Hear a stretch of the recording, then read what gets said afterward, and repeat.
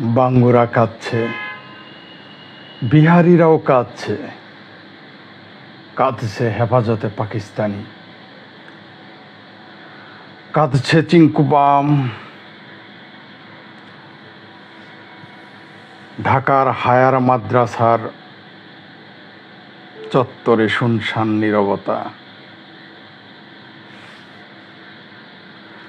সারা দেশ থেকে ভেসে আসছে নীরব কান্না, হাহাকার।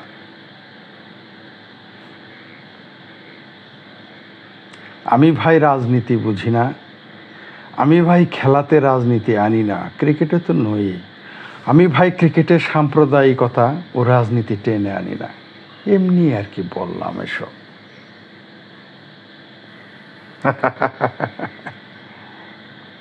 ক্রিকেট খেলা আসলে আমার পছন্দ না,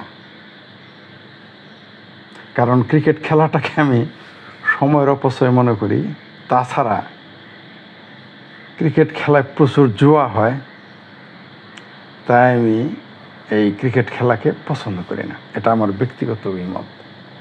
কারণ বাংলাদেশটাকে এই ইয়াবার পরে যা অক্টোপাসের মতো গিলে ধরেছে, মানে গিলে খেয়ে ফেলতেছে, তা হলো এই ক্রিকেট জুয়া। বরং ফুটবলে এখনো যায় নাই, ফুটবল জুয়াতে এখনো যায় নাই, ঠিক আছে? ক্রিকেট জুয়াতে, ফুটবল জুয়াতে যেদিন এই বাংলাদেশের আমজনতা এই ক্রিকেটের মতো ঢুকে যাবে, এই দেশটা একেবারেই তাসের ঘরের মতো ভেঙে তছনছ হয়ে যাবে। এই দেশের নীতি নৈতিকতা, জয়েন্ট হতে চাচ্ছেন, তাই দেখি জয়েন করা যায় কিনা। যা বলছিলাম, তা আমার কবিতাটা কেমন হলো? Bring them on camera. কয়জনকে নেই? অ্যাড নিলাম, দাদাকেও নিলাম।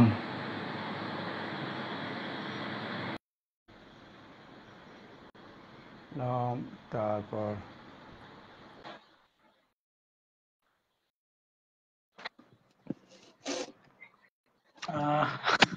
প্রথমত অভিনন্দন জানাচ্ছি আপনাকে। হ্যালো, অভিনন্দন জানাচ্ছি হিমাচল প্রদেশ থেকে আপনাকে। যদিও আজকে আমাদের দেশের এক শ্রেণীর মানুষের ভিতর হাহাকার চলতেছে, তারা একটা না একটা কিছু করতেছে। বিহারি পল্লীর বাসিন্দারা কাঁদছে। আপনি আপনার আলোচনা কন্টিনিউ করুন, আমি শুনতেছি আপনার আলোচনা। আচ্ছা আচ্ছা, ঠিক আছে, থ্যাংক ইউ।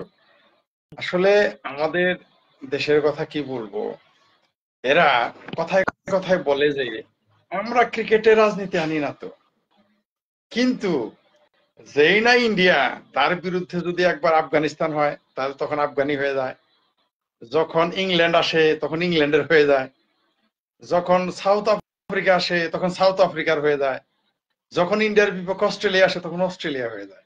একটা অদ্ভুত চরিত্র। এরা বাপ পাল্টাইতে থাকে। হ্যাঁ হ্যাঁ হ্যাঁ, এদের এদের প্রভু পাল্টে যায়, এদের বিধাতা পাল্টে যায়, এদের দর্শক, মানে এদের পছন্দের তালিকা পাল্টে যায়। যেমন মনে করেন যে চীন এদের খুব প্রিয়, কারণ কি? কারণ তারা মনে করে যে ভারত বিরোধী শক্তি।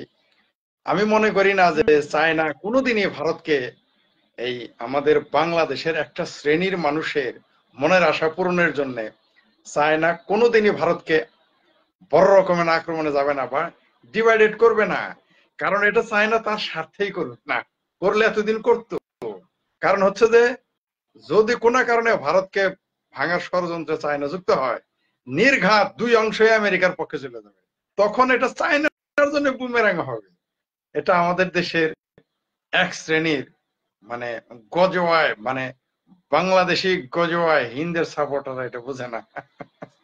এটাই হচ্ছে আমাদের জাতীয় সমস্যা। যে বলেন, আমি কিন্তু খেলা দেখি নাই, এই যে আজকে যে ফাইনাল, আমি কি বলেন, চায়না কোনোদিনও ভারতের সাথে ওভাবে মানে যাবে না, পোল্টি নেবে না, ওটা ওটা যাবেই না তারা।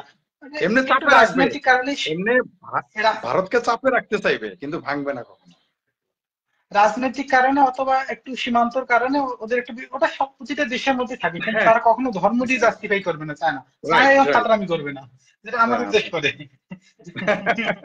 অথচ দেখেন এরা বলতেছে ভারতে যদি একটু আচরও লাগে মুসলিম সম্প্রদায়ের বিরুদ্ধে, আচরও লাগে, বাংলাদেশে ভূমিকম্প হয়ে যায়, পাকিস্তানে কিয়ামত হয়ে যায়।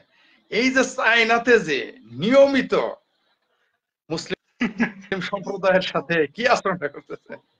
উরুগুয়ে মুসলিম, তারা উচ্চারণ পর্যন্ত করতে পারে না বিসমিল্লাহির রহমানির রহিম এরকম শব্দগুলো, এতটাই কঠিন ভাবে তাদেরকে দেওয়া হয়েছে। আমার আমার মনে হয় বাংলাদেশ, পাকিস্তান এবং ভারতের মুসলমানরা চায়নার উইঘুর মুসলমানদের তালাক দিয়ে দিছে। না হলে এতগুলো আওয়াজ তুলতো তারা, আওয়াজও করে না, এত কিছু হয়ে যাচ্ছে সোশ্যাল মিডিয়া, এত কিছু দেখতেছি, তারা কিছু বলতেছে না। এটা নিয়ে কথা আবার বলবে না। অপর দিকে আমরা আফগানিস্তানের দিকে তাকাই, আফগানিস্তান দিন দিন আমাকে তো উন্নতির দিকে চলেছে, শুধু যদি ওখানকার তালেবানটা যদি না থেকে আলাদা একটা সরকার প্রধান থাকতো, আরো তারা গ্রো করতো। মানে রাইট। আফগানিস্তানের মধ্যে আমি কৃতজ্ঞতা বোধটা আমি দেখেছি, কিন্তু আমাদের মধ্যে কৃতজ্ঞতা বোধটুকু নাই। হ্যাঁ, একটা আমরা যেমন হাতে 5 আঙ্গুলের 5টা সমান না, সুতরাং প্রতিটি মানুষ সমান হবে না, এটাই পৃথিবীর একটা সৌন্দর্য না? তো একটু রাজনৈতিক কোনো কারণে একটা দ্বিমত থাকতে পারে, কিন্তু সেই রাজনৈতিক কারণটাকে তারা ধর্ম দিয়ে জাস্টিফাই করবে, বারবার একটা না একটা কিছু বলার চেষ্টা করবে, এটা সবচেয়ে জঘন্যতম লাগে। রাইট। আর এটাই হয়তো আমাদের একটা চরিত্র, আমরা জানি না কবে এই এরকম নোংরা মন মানসিকতা থেকে বেরিয়ে আসবো। এটা খুবই কঠিন একটা কাজ। না, আমাদের আমাদের সম্ভব না বের হয়ে আসা, কারণ হচ্ছে যে আমরা মানসিকভাবে উই আর ভেরি পোর, মানে মানসিকভাবে খুবই পোর আমরা। হ্যাঁ, আমাদের চিন্তা চেতনা গুলো খুবই এই যে নিম্নমানের, আমাদের আমরা সবসময় আরেকজন স্বাগতম, সাথী এসেছেন। আমাদের, হ্যাঁ, আমাদের বড় ভাই, আমার বড় ভাই, আমার ডিস্ট্রিক্টের সাবেক ছাত্র নেতা বড় ভাই জয়েন করেছে। আচ্ছা। আপনাকে স্বাগতম মনি ভাই। হ্যাঁ, সালামালাইকুম। হ্যাঁ, আসসালাম ভালো ভাই, লাগছে আলোচনা। খুব হ্যাঁ, খুশি ক্যারি হয়েছি অন, ভাই ক্যারি আপনি অন। জয়েন করছেন। হ্যাঁ, ক্যারি অন, ভালো আচ্ছা, লাগছে। থ্যাংক ইউ ক্যারি থ্যাংক অন। ইউ ভাই।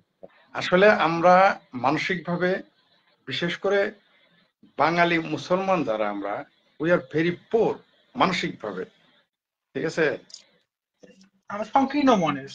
সংকীর্ণ, মানে আমি সেটাই বলতেছি, মনের দিক থেকে আমরা very poor। কারণ হলো যে অথচ মুসলমানদের কিন্তু এক সময় মানে স্বর্ণযুগ ছিল পড়ালেখায়।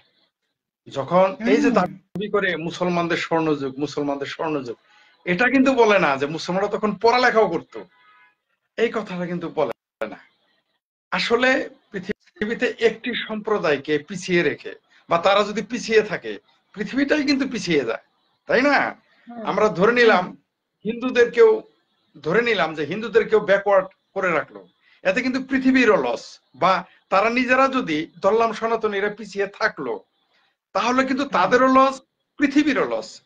আজকে এই যে 140 কোটি মুসলমানের মধ্যে সবচেয়ে কম বই পড়ে মুসলমানেরা, এটা আমার গবেষণা, ঠিক আছে? এটা দুঃখজনক। এই যে কে যেন পোস্ট দিয়েছে আজকে দেখলাম, তারপরে আমি সেটা গুগলে গিয়ে সার্চ করলাম, বেশক্ষণ খুঁজে পেলাম যে পৃথিবীতে সবচেয়ে বেশি বই পড়ে ভারতীয় আমেরিকানরা, নেক্সট হুম। সেকেন্ড যে দেশ সেটা হচ্ছে ভারত। অথচ ভারত কিন্তু দরিদ্র রাষ্ট্র, তাদের বই কেনার টাকা নাই। আমি জানি বই কিনতে কিন্তু অনেক টাকা লাগে, এই যে বই কিনলে কেউ দেউলিয়া হয় না এই কথা ঠিক না। অনেকেই বই কিনে মোট দেউলিয়া কথা হয়ে টাকা যায়, লাগে। টাকা লাগে। এবং ধরে নেন আমি যতটুকু সময় বই পড়েছি, অতটুকু সময় যদি আমি বাসে ড্রাইভিং করতাম, আমি সিএনজি ড্রাইভিং করতাম, ট্যাক্সি ড্রাইভিং করতাম, আমার একটা হ্যান্ডসাম অ্যামাউন্ট থাকতো। কথার হুম। কথা, হুম। যাক ওটা অন্য বিষয়। মানে এই যে যে স্টাডি করে তারা, ভারতীয়রা, অবশ্য ভারতীয়র মধ্যে মুসলমানও আছে, ওখানে তো নির্দিষ্ট করে বলে নাই যে হিন্দু মুসলমান শিখ জন, তারা করে ভারতীয়রা বেশি বই পড়ে। আর যেহেতু ভারতে হিন্দু বেশি, সনাতনী বেশি, সঙ্গত কারণে আমরা ধরে নিতে পারি যে হিন্দুরাই বেশি পড়ে, তাই না? আচ্ছা, কে যেন জয়েন্ট হতে চাচ্ছেন, কে দেখি, আর কে জয়েন্ট হতে চাচ্ছে, আমরা তাকে নিয়ে আসি।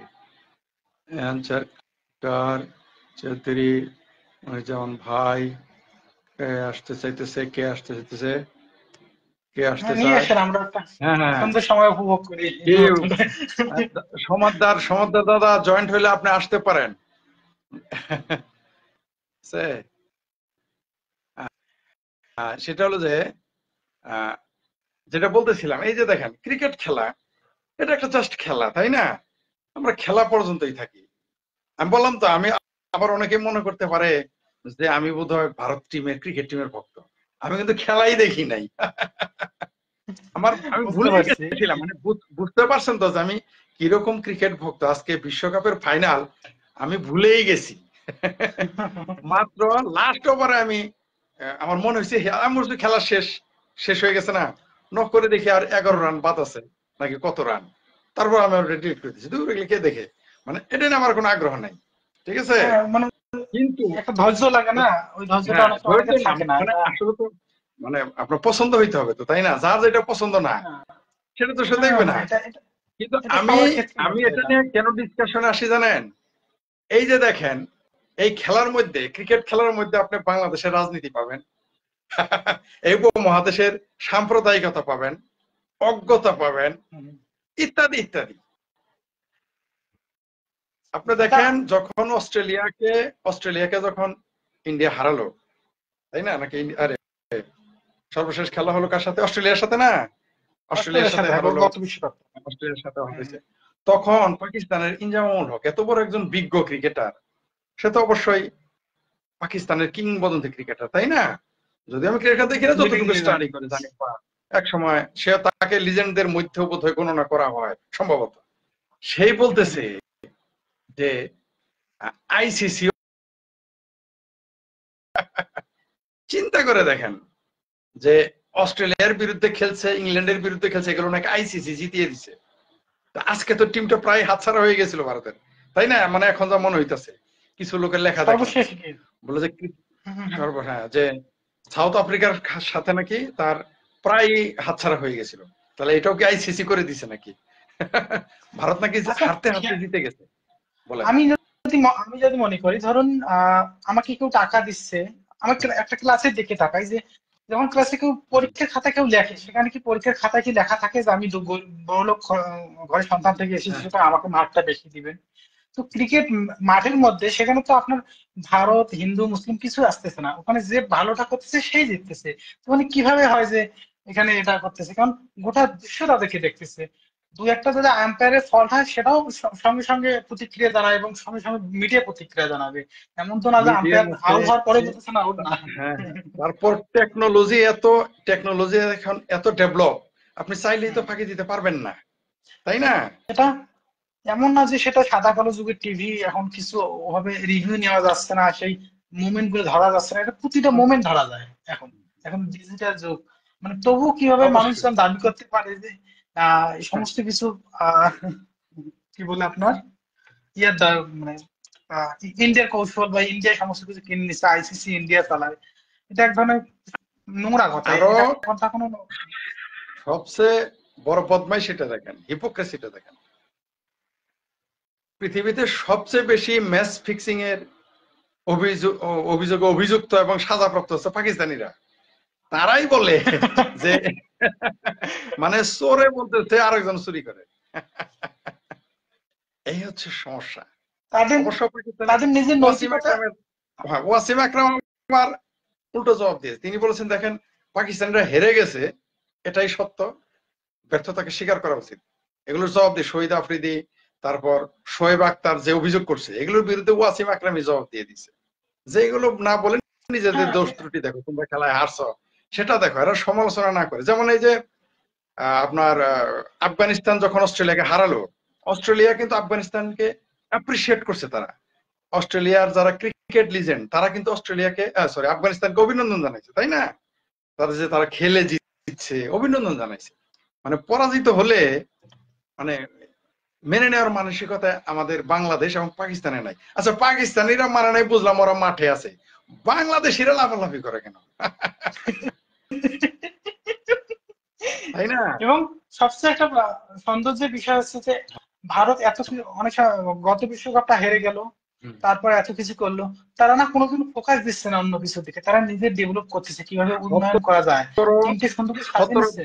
কত বছর, 16 নাকি 17 বছর পরে বিশ্বকাপ ফাইনাল পাইলো, তাই না? মানে ওয়ানডেতে সম্ভবত।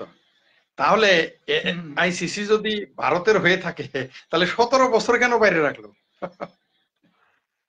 এগুলো এগুলো কথার কথা, এগুলো নোংরা কথা। আপনি অন্য অন্য রাষ্ট্রের দিকে তাকান, তারা কোনোদিন এরকম ব্লেম করতেছে না, ব্লেম করতেছে কারা? বাংলাদেশ আর পাকিস্তান, এই দুইজন। কি সুন্দর মিল, ভাই ভাই মিল আছে না? স্বয়ং স্বয়ং সবচেয়ে আফগানিস্তান যে যে সবচেয়ে দেশের দুঃখজনক, সবচেয়ে দুঃখজনক, সবাই বলে যে ঢাকা বিশ্ববিদ্যালয় এখন ছাত্রলীগের দখলে, তাই না? মিথ্যে কথা। কিন্তু টিএসসি তে, আমি যার নাম দিয়েছি হায়ার মাদ্রাসা চত্বর, সেই টিএসসি তে কিন্তু যখন খেলা হয়, ভারতের উইকেট গেলে যে উল্লাস, মনে হয় আজকে ঈদের চাঁদ উঠছে। আমি দেখি নাই, আমাদের যারা এটা দেশের দেখেছে তারা বলেছে। একটা আমাদের আহ, আমাদের কোন গ্রন্থে একটা সুন্দর কথা আছে, লাইন আছে যে জননী জন্মভূমিশ্চ স্বর্গাদেবী গরীয়সী, মানে জন্মভূমি স্বর্গের চেয়ে মহিয়ান। সেও এই উত্তম, কথাটা না উত্তম। আমাদের দেশের মানুষের মস্তিষ্কে না ঢোকেই না। হুম। মানে তাদের আমাদের দেশের মানুষ, ভিতরে তার এই যে জাতীয় পতাকা, জাতির সঙ্গীত, যেগুলো অস্তিত্বের নাম, এগুলো আমাদের অস্তিত্বকে রিপ্রেজেন্ট করে সারা বিশ্বের বুকে। আমাদের দেশে এমন কোনো মানুষ আছে যারা ক্ষমতা পেলে জাতির পতাকাকে আগুন লাগাতে দিতে কোনো দ্বিধাবোধ করবে না, অন্যদিকে তারা জাতীয় সঙ্গীত বদলে দিতে কোনো দ্বিধাবোধ করবে না, এরকম নোংরা মানুষের তারা মানুষ আছে। যখন জাতীয় সঙ্গীতটা লিখেছিলেন রবীন্দ্রনাথ ঠাকুর, তখন কিন্তু মাথায় হিন্দু মুসলিম ভেবে কিন্তু লেখেননি, কিন্তু তা তবুও তো তারা এটাকে ব্লেম দিয়ে থাকে। এরকম অনেক অজস্র নোংরামি আছে আমাদের দেশের মানুষের মধ্যে। কিন্তু সবকিছু মূলে আছে সংকীর্ণ মন মানসিকতা। যতক্ষণ না তার এই এটা হলো, মনে এই সংকীর্ণ মন মানসিকতা থেকে বেরোতে পারবে না, ততদিন কিছুই হবে না। না আপনি এটা পাঁচ শুধু, টাকা দেখুন, বলেন। uncle, আপনি 5 টাকা ইনকাম করেন, তাতে কোনো ব্যাপার না, কিন্তু আপনার সঙ্গে যখন আমার দেখাটা হলো, আপনি যে আমাকে আন্তরিকতার সাথে সম্বোধন করছেন, আপনি যে আমাকে সম্মানের সাথে আমার সাথে হাত মিলিয়েছেন, এটাই তো বড় পাওয়া। আপনার নিঃসন্দেহে। পোশাক, আপনার ইনকাম সোর্স, এটা কি? ঠিক তেমন আমাদের পারফরমেন্স আর যাই হোক না কেন, হুম। ভারত এখানে কি করলো সেটা না হলে আমরা প্রয়োজনে ওই তাদের ভালো গুণটা নিজেদের মতো চর্চা করতে পারি। আমাদের নিজেদের যে ক্রিকেট টিমের এই ভয়ঙ্কর অবস্থা, সেটা কোনো একটা ভালো মানুষের দ্বারা, কোনো একটা নির্দেশকের দ্বারা সুন্দরকে সাজাতে পারি, ব্যাটিং বোলিং সবকিছু।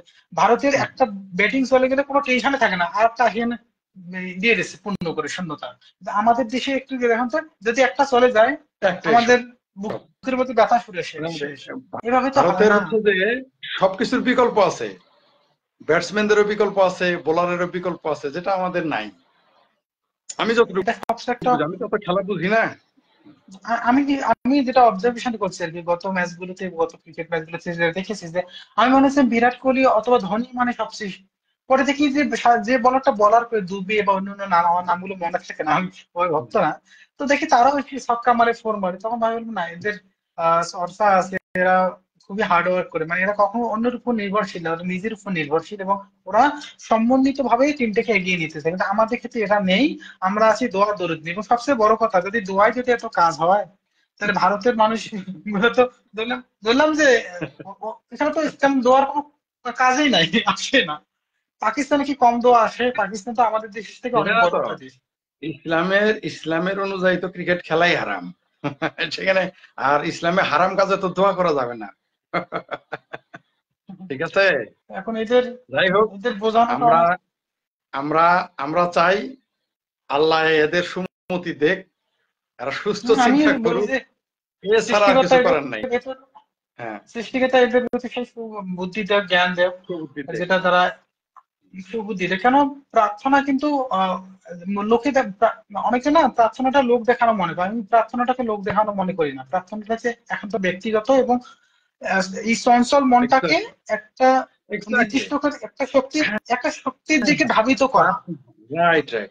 প্রার্থনা কখনো যে এক্সিবিশন হতে পারে না, এটা হচ্ছে আন্তরিক, এবং সেটা হলো একান্ত, এবং মানে একেবারেই শৈল্পিক হওয়া উচিত। এবং সেটা আমি মনে করি এটা লোক দেখানোর তো প্রশ্নই আসে না, লোক দেখানো এটা তো প্রার্থনা হতে পারে মানে না। বিষয়টা আছে এইরকম, যে যদি কাব্যিক ভাষায় বলতে চাই, যে চঞ্চল মনের নিস্তব্ধ অনুসার শব্দযোগ, যে আমাদের মনটা যে চঞ্চল থাকে এদিক ওদিক, এখানে সমস্ত ধরনের নেগেটিভ চিন্তা, কাম ক্রোধ লোভ লালসা, এগুলো থেকে দূর করিয়ে সুন্দর দিকে এক্স্যাক্টলি। একটা শক্তির দিকে ধাবিত করা যায়। আমি তোমার কাছে সমর্পণ করলাম আমার মনটাকে, তুমি আমায় রক্ষা করো, তুমি আমার সুবুদ্ধি দাও। আমি আমার বয়সের এই বয়সে কাম ক্রোধ লোভ লালসা তাগিদে অনেক নোংরা কাজে লিপ্ত হই, তুমি সেই সুবুদ্ধি দিও, আমার মনের ভেতর যেন কোনো যেন এই কোন নোংরামিগুলো না আসে। আর আমি আমার অপকর্মের জন্য তোমার কাছে প্রার্থনা আমি করি, আমি ক্ষমা প্রার্থী, এবং এই প্রতিজ্ঞা করছি এই ভেবে যে আমি পরবর্তী সময়ে এই ধরনের কোনো নোংরা কাজে লিপ্ত হব না, যেটা আমি এবং আমার সমাজ তথা আমার সমস্ত কিছুকে রিপ্রেজেন্ট করে। এটাকে বলে প্রার্থনা। এটার জন্য একটা নির্দিষ্ট রুম চাই। মন্দির মসজিদ কেন করা হয়? মন্দির মসজিদ হচ্ছে একটা সুন্দর একটা প্ল্যাটফর্ম, যেখানে পরিষ্কার পরিচ্ছন্নতা জায়গায় কোনো ধরনের শব্দ ছাড়া একটা মনটাকে সুন্দর করে কি বলে একটা দেখে ধাবিত করা। এই জন্যই তো মন্দির মসজিদটা তৈরি করা। এই জন্য একটা নির্দিষ্ট ঘরে বা নির্দিষ্ট একটা সুন্দর একটা জায়গায় পবিত্র মনে। কিন্তু আমরা যেটা ভাবি যে প্রার্থনা এটা লোক দেখানো, আমরা যত লোকের সামনে রিপ্রেজেন্ট করবো তত, কিন্তু এটা না, বিষয়টা এমন না। রাইট, ঠিকই বলছেন, ঠিকই বলছেন। এটাই হচ্ছে আমাদের মানে অনেক জাতীয় সমস্যা আছে, এটাও আমরা ইনক্লুড করতে পারি জাতীয় সমস্যার মধ্যে, যে আমাদের প্রার্থনা, এমনকি ধর্ম প্রচার, ধর্ম ধর্মের কাজ করা, এগুলো আমরা এক্সিবিশন করে ফেলেছি। যদি এগুলো হওয়ার কথা ছিল অন্যভাবে, খুব ভালো এর উপস্থাপনাটা ভিন্ন হওয়ার কথা ছিল, তাই না? ভিতর থেকে মানুষের পরিবর্তন, কিন্তু হয় নাই, উল্টা হয়ে গেছে। আচ্ছা, ধন্যবাদ, এটা আপনি আমার সাথে জয়েন করেছেন। আমি আরেকদিন অন্য আচ্ছা বিষয়ে আলাপ করবো, ওকে বাই। দর্শকদেরকে অভিনন্দন, শুভ আপনাকে অভিনন্দন। শুভরাত্রি। আপনি কাটেন, কারণ আপনি কাটতে পারবেন, আমি তো ঠিক আছে। হ্যাঁ।